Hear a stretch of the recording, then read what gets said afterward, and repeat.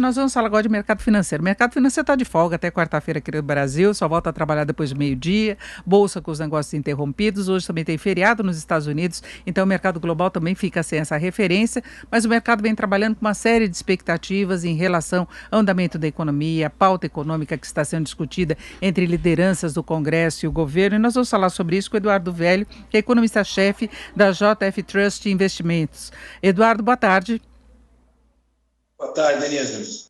Bom, eu falava dessas expectativas do mercado, nós tivemos na semana passada muita volatilidade, o dólar com alguns dias de alta, a bolsa um pouco mais fraca naquele movimento de recuperação. Eu queria saber qual é a grande preocupação do mercado financeiro, o que pode interferir nos negócios no retorno ao trabalho na quarta-feira. Olha, eu acho que o grande foco do mercado nessa semana vai ser a definição do formato do programa do auxílio emergencial, né? Já sabe que vai ser aprovado o auxílio emergencial, o valor entre R$ 200 a R$ 300, por um prazo um pouco menor, talvez 3 a 4 meses, também atingindo uma quantidade menor de famílias, em torno de 67 milhões de pessoas foram do ano passado, a estimativa é que esse ano atinge em torno de 40 milhões de pessoas. Ou seja, mas vai ter uma despesa fiscal adicional. Então o mercado está preocupado se esse acréscimo do auxílio emergencial vai gerar um descumprimento do teto dos gastos fiscais e vai afetar a meta do déficit público. Então, é fundamental que o governo consiga aprovar uma PEC constitucional, ou seja, aprovada pela Constituição, que consiga colocar uma cláusula de corte de gastos, caso ocorra realmente um descompasso muito maior de despesas, e essa cláusula de calamidade, que vai fazer com que essa acréscimo de auxílio emergencial, ou seja, essa nova despesa que não estava no orçamento, fique fora do teto dos gastos. Mas o governo tem que ter a contrapartida, que ele pode cortar outros gastos também, para que haja uma direção positiva ao mercado e aos investidores, que não vai haver relaxamento da política fiscal. Por isso eles estão pensando, inclusive, em duas PECs, né? Na primeira, já colocaria uma situação de calamidade que permitiria o governo começar a pagar o auxílio emergencial sem ir contra a lei de responsabilidade fiscal, sem dar espaço para questionamento da legalidade da ação, não é? Que tem essa preocupação também.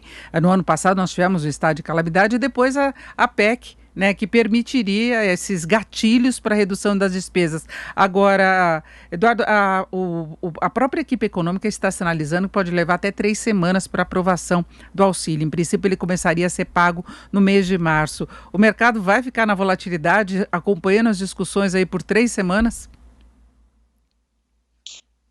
Essa é a questão, né? O mercado ele vai com o tempo, né? Então, com certeza, enquanto não houver uma definição o formato e a própria aprovação dessa PEC, o mercado vai ficar mais volátil. Você vê que, apesar que houve uma melhora das expectativas em relação à questão monetária, a questão do comprometimento do Banco Central com a inflação, o dólar está se mantendo rígido, as taxas de juros longas do mercado futuro subiram bastante na semana passada, e, a princípio, o mercado ainda vai estar um pouco ressabiado de como vai ser esse cumprimento do teto dos gastos de 2021. Então, por isso que realmente, a princípio, realmente vai haver uma volatilidade nos próximos dias. Então, por isso que é fundamental que o governo logo sinalize, junto com as lideranças do Congresso, da Câmara e do Senado, como vai ser o formato e que, de certa forma, é fundamental que haja uma cláusula de contrapartida e corte de despesas também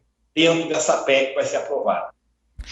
A discussão do texto, né, do que será proposto efetivamente, porque a gente tem a ideia vaga do que eles pretendem fazer, os gatilhos já foram discutidos, aliás, no ano passado, mesmo com pandemia, a conversa começou até antes, porque quando se pensava no ajuste fiscal de longo prazo, há essa necessidade de alguma manobra em relação ao orçamento, que o governo tenha alguma flexibilidade para poder cumprir a meta. Quando você tem uma despesa adicional, aí você tem mais necessidade ainda dessa mudança, não é?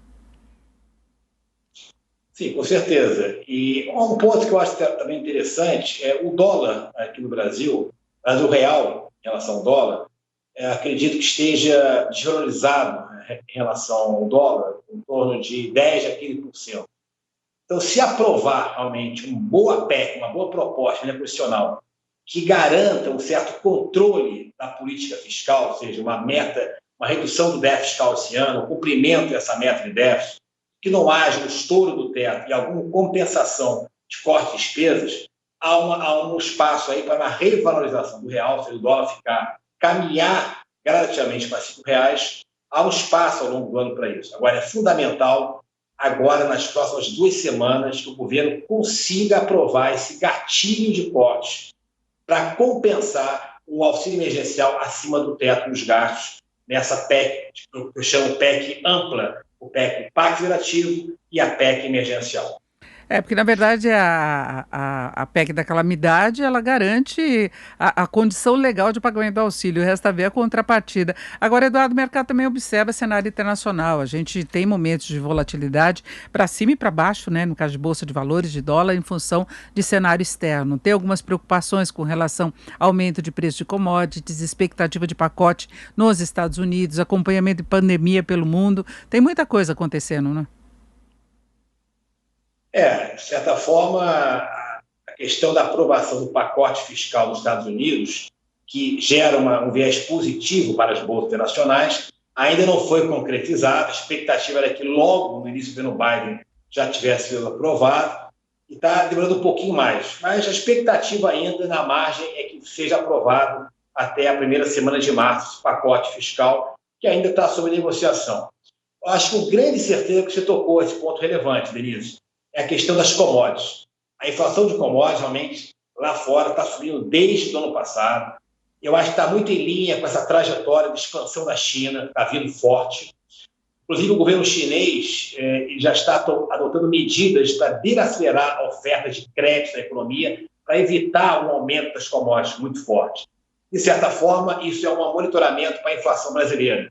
Quanto maior a aceleração dos preços dos commodities lá fora, maior o impacto aqui na nossa inflação interna, principalmente complexo de soja, todos os produtos siderúrgicos. Então, isso realmente impacta custos, impacta, por exemplo, a inflação dos IGPs, que continua aí acima de 20% em 12 meses. Então, realmente, esse é um ponto, é um risco e tem que ser monitorado gradativamente.